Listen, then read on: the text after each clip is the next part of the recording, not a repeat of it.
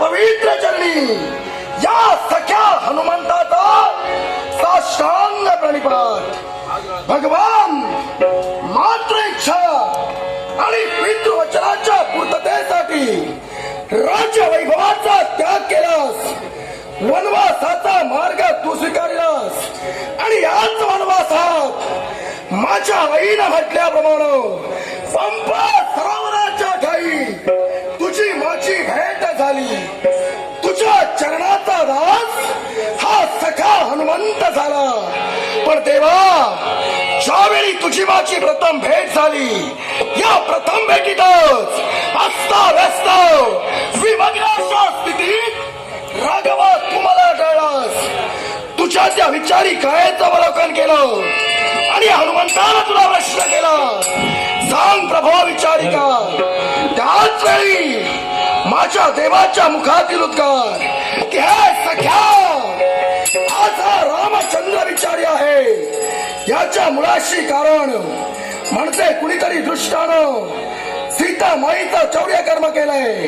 आज सीतामाईचं चौर्य कर्म शब्द ऐकले तर बळाची आग मस्तकी भिडली।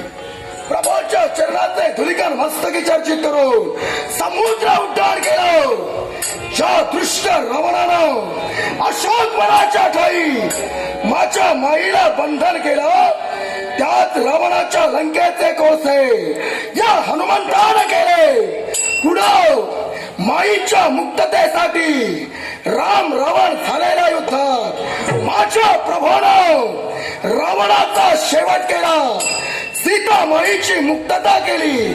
पण या गोष्टीस बराच कालावधी मागे लोटला।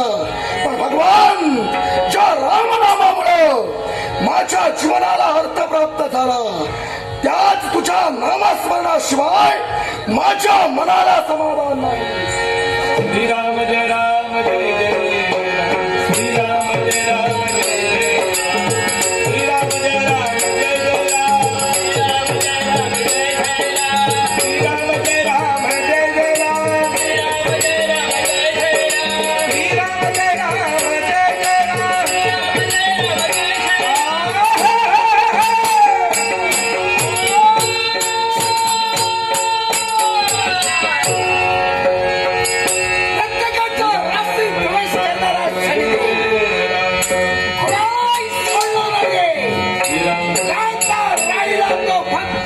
याच्या गावात प्रवेश करण्यासाठी शनिदेवता आले.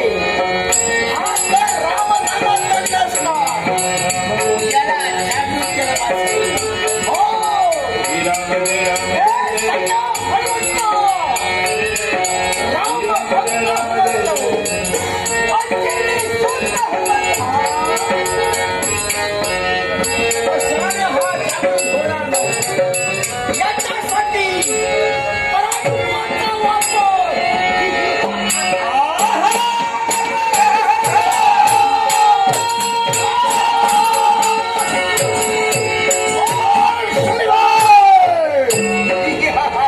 या हनुमंताच्या धरातरीच्या गाडी कशासाठी?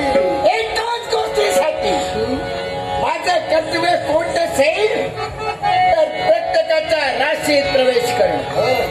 हे कर्तव्य अधुरा राहिलंय आणि ते कुणामुळं?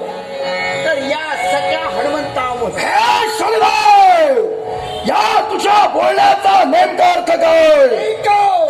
पूर्ण होणं शक्य आहे. 7.5 वर्ष नाही मग सकत